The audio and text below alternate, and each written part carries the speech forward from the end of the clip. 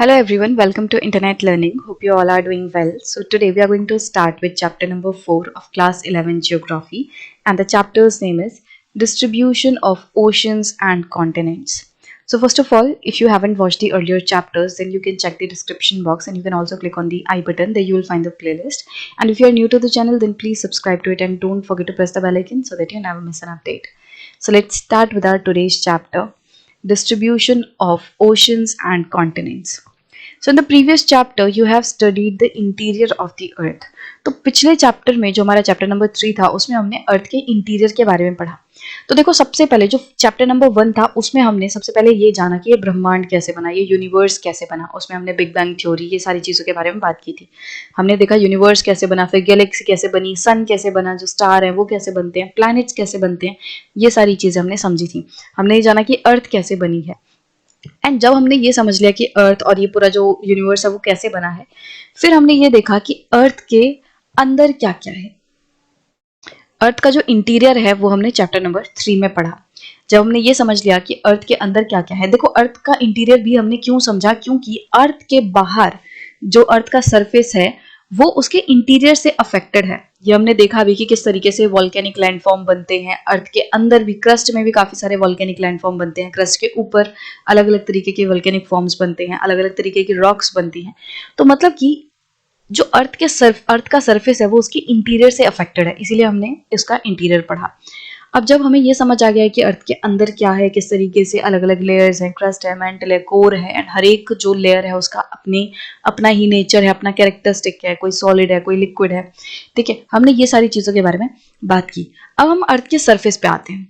अब हम बात करेंगे अर्थ के ऊपर क्या है. तो जब हम अर्थ के ऊपर देखते हैं तो सबसे पहले हमें क्या दिखाई देता है, अर्थ पूरी ब्लू ब्लू दिखाई देती है, एंड अर्थ के ऊपर हमें कुछ जमीन के टुकड़े दिखाई देते हैं.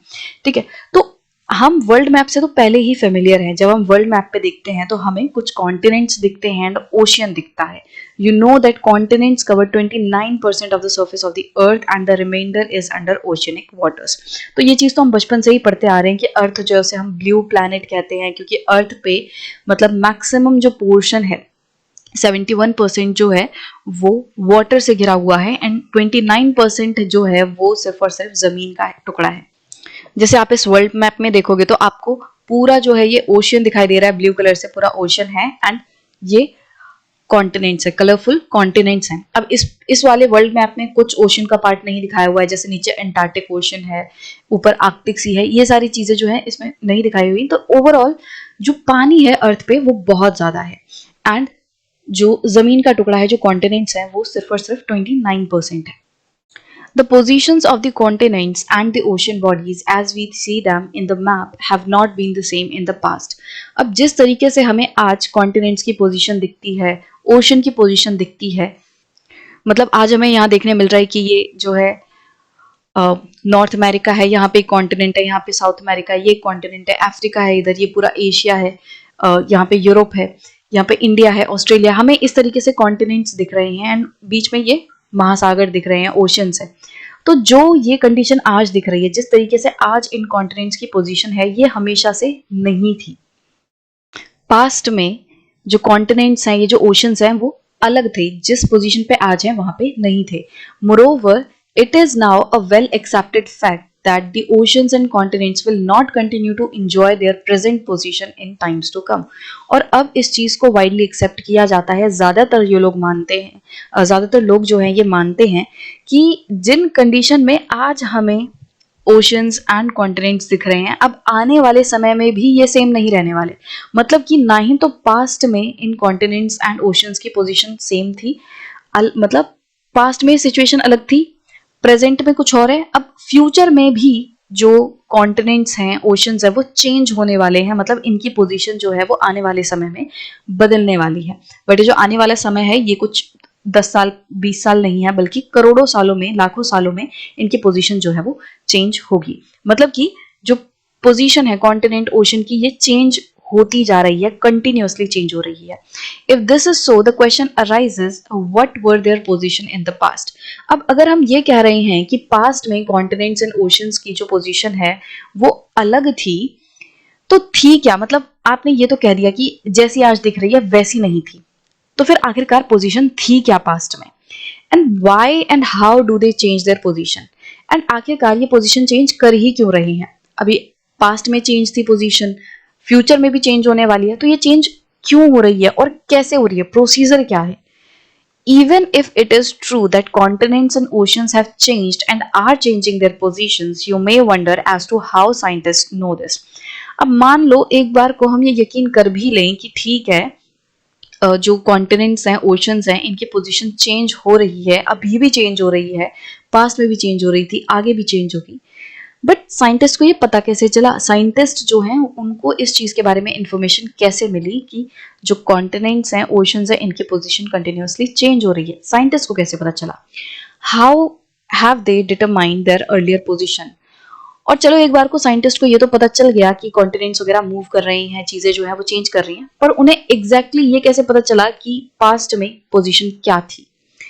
You will find the answers to some of these and related questions in this chapter. And इस चैप्टर में हम यही सारे जो सवाल हैं और इस तरीके के और भी जो सवाल हैं उनके आंसर्स देखेंगे कि आखिरकार जो कॉन्टिनेंट्स हैं, ओशंस हैं, ये क्यों मूव कर रहे हैं, पास्ट में इनकी क्या पोजीशन थी, साइंटिस्ट को कैसे पता चला। तो काफ़ी सारी थ्योरीज हैं, अलग अलग थ्योरीज है, जैसे यहाँ पे कॉन्टिनेंटल ड्रिफ्ट थ्योरी है, इसके बारे में हम पढ़ेंगे कि इसमें क्या माना जाता है कि जो कॉन्टिनेंट्स है वो ड्रिफ्ट कर रहे हैं, एक तरीके से वो बह रहे हैं। फिर हम देखेंगे कि इस थ्योरी के अकॉर्डिंग, कॉन्टिनेंटल ड्रिफ्ट के अकॉर्डिंग क्या रीजंस हैं, इसके सपोर्ट में क्या क्या एविडेंसेस हैं, क्या सबूत हैं जो कि ये हमें बताते हैं कि कॉन्टिनेंट सच में बह रहे हैं, मूव कर रहे हैं कंटिन्यूअसली। ठीक है, तो ड्रिफ्टिंग की फोर्सेस क्या है, क्या चीज जो है वो ड्रिफ्ट करवा रही है, किन चीजों की वजह से कॉन्टिनेंट जो है वो ड्रिफ्ट कर रहे हैं, मूव कर रहे हैं, ये हम देखेंगे। पोस्ट ड्रिफ्ट स्टडीज, मतलब जब कॉन्टिनेंटल ड्रिफ्ट वाली थ्योरी की स्टडी हो गई तो उसके बाद और भी नई स्टडीज आई, और ज्यादा स्टडी जो है की गई। उसके बाद आई कन्वेक्शनल करंट थ्योरी, ये जो है काफी ज्यादा एक्सेप्टेड, वाइडली एक्सेप्टेड थ्योरी है। इसके बारे में पढ़ेंगे कि किस तरीके से जो कन्वेक्शनल करंट्स हैं वो वर्क करते हैं। लास्ट चैप्टर में भी हमने कन्वेक्शनल करंट्स के बारे में थोड़ा सा जिक्र किया था कि कुछ इस तरीके से जो लावा है, मतलब मैग्मा जो है वो मूव करता है साइकिल्स के फॉर्म में, कन्वेक्शंस की फॉर्म में। तो अब इसके बारे में हम डिटेल में जानेंगे कि ये थ्योरी क्या है। Mapping of ocean floor, ocean floor के बारे में जो है उससे हमें इंफॉर्मेशन पता चलती है कि किस तरीके से जो ओशन फ्लोर है उसमें भी अलग अलग तरीके के फीचर्स हैं, उसमें भी काफ़ी सारी जो चीज़ें हैं, मतलब वहाँ पे भी एक अलग ही दुनिया बसी हुई है। ओशन फ्लोर कॉन्फ़िगरेशन, अगेन इसमें भी हम ओशन फ्लोर के बारे में और कुछ चीज़ें जानेंगे कि किस तरीके से जो ओशन है उसमें अलग अलग डेप्थ पे अलग अलग तरीके के लैंडफॉर्म्स हम कह सकते हैं। तो मतलब इसमें ओशन के बारे में और ज़्यादा डिटेल में समझेंगे, कॉन्टिनेंटल मार्जिन्स को समझेंगे। तो जो हम प्लेट्स वगैरह की बात करते हैं, जो काफ़ी बार पिछली क्लासेस में भी हमने डिस्कस किया है, जो छोटी क्लासेस थी उनमें हमने कई बार प्लेट्स, टेक्टोनिक प्लेट्स, इन सारी चीजों का डिस्कशन किया है, तो वो अब इस चैप्टर में आप देखोगे। जैसे लास्ट चैप्टर में हमने मिड ओशनिक रिज वॉल्केनो की बात की थी, तो अब वो क्या होते हैं वो और डिटेल में आप इस सेक्शन में जानोगे। ये जो टॉपिक है वो लास्ट चैप्टर के वॉल्केनो वाले टॉपिक से कनेक्ट होगा। ठीक है, उसमें हमने अर्थक्वेक एंड वॉल्केनो पढ़ा था, बट ये जाना था कि ये क्या होते हैं। अब उनका डिस्ट्रीब्यूशन हम समझेंगे कि कहाँ कहाँ पे अर्थक्वेक आता है, कहाँ कहाँ पे वॉल्केनो आता है, एंड कुछ पर्टिकुलर जगह पे ही क्यों ज्यादा आता है। ठीक है, सी फ्लोर स्प्रेडिंग, ये हमने अगेन जो मिड ओशनिक रिज वाला टॉपिक है उसी से ये कनेक्ट होगा, कुछ सिमिलर सा ही टॉपिक है। मतलब जो मिड ओशनिक रिज वाला टॉपिक है उसी का एक तरीके से ये वाला टॉपिक एक्सटेंशन है। उसमें हम समझेंगे कि किस तरीके से सी फ्लोर जो है वो एक्सपेंड कर रहा है, स्प्रेड हो रहा है। देन प्लेट टेक्टोनिक्स, अब ये वाला जो टॉपिक है इसके बारे में भी लास्ट चैप्टर में हमने डिस्कशन की थी बीच में, जैसे जब लिथोस्फेयर के बारे में पढ़ा था, लिथोस्फेरिक प्लेट्स के बारे में बात किया था, तो मैंने एक दो जगह कहा था कि इसको हम नेक्स्ट चैप्टर में पढ़ेंगे।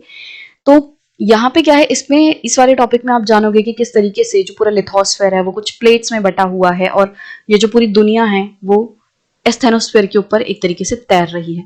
तो इसमें आप समझोगे कि अलग अलग प्लेट्स हैं, किस तरीके से उनकी मूवमेंट हुई, किस तरीके से जो इंडियन प्लेट है वो मूव कर रही है उसने, और बाकी जितनी भी जो प्लेट्स हैं, अफ्रीकन प्लेट्स, अमेरिकन प्लेट्स, किस तरीके से उन्होंने मूव किया, और आज प्रेजेंट सिचुएशन में जो दुनिया हमें दिखती है वो कैसे बनी। तो ये आप देखोगे यहाँ पे ये प्लेट्स जो हैं उनको दिखाया हुआ है कि किस तरीके से अलग अलग प्लेट्स हैं, पैसिफिक प्लेट, यूरेशियन प्लेट। तो इस तरीके से हम टेक्टोनिक प्लेट्स के बारे में पढ़ेंगे। देन ये जो प्लेट्स हैं वो क्यों मूव कर रही हैं, रीजन क्या है इनके मूव करने का, ये सारी चीजें हम पढ़ेंगे इस चैप्टर में। उसके बाद हम इंडियन प्लेट के बारे में देखेंगे, जो इंडियन प्लेट है वो कैसे मूव हुई। अब हमने जब बसाल्ट फ्लो प्रोविंसेस वाला जो टॉपिक है लास्ट चैप्टर में पढ़ा था, उसमें हमने एक बार ये डिस्कशन किया था कि किस तरीके से जो इंडिया के डेक्कन प्लेट्यूज हैं वो बने हैं। तो जब इंडियन प्लेट मूव कर रही थी टुवर्ड्स द यूरेशियन प्लेट, तब उस दौरान डेक्कन प्लेट्यूज बने थे। तो अब आपको जो फॉर्मेशन है अब समझ आएगी कि किस तरीके से प्लेट मूव कर रही थी। तो ये टॉपिक अब आप उस टॉपिक से कनेक्ट कर सकते हो। तो यहाँ पे इस तरीके से हम इंडियन प्लेट की जो मूवमेंट है वो समझेंगे, फिर हिमालयाज कैसे बने, ये सारी चीज़ें जो है हम पढ़ेंगे। तो ये सारी चीज़ें इस चैप्टर में हम देखने वाले हैं। And this was an introductory video. So basically हमने समझा कि इस चैप्टर में हम क्या पढ़ने वाले हैं, क्यों पढ़ने वाले हैं, क्यों जो है ये सारी चीज़ें हम देखेंगे। जिस तरीके से हम धरती को समझते आ रहे हैं, अर्थ के अंदर क्या है, अर्थ कैसे बनी, ये सारी चीज़ें समझ आ रहे हैं, तो उसी में नेक्स्ट अब स्टेप है हमारा धरती के ऊपर वाले जो स्ट्रक्चर्स हैं उनको समझना। तो अब धरती के जब हम ऊपर आएंगे तो सबसे पहले हम कॉन्टिनेंट्स एंड ओशंस को समझने वाले हैं, एंड उसके बाद हम देखेंगे कि किस तरीके से कॉन्टिनेंट्स पे अलग अलग तरीके के लैंड फॉर्म्स है। तो वो सारी चीज़ें फिर हम आने वाले चैप्टर्स में पढ़ेंगे। तो अब जो कॉन्टिनेंटल ड्रिफ्ट वाला टॉपिक है ये हम नेक्स्ट वीडियो से शुरू करेंगे। तो आई होप कि आपको अभी इंट्रोडक्शन जो है समझ आ गया होगा कि क्या क्या चीज़ें हम देखने वाले हैं।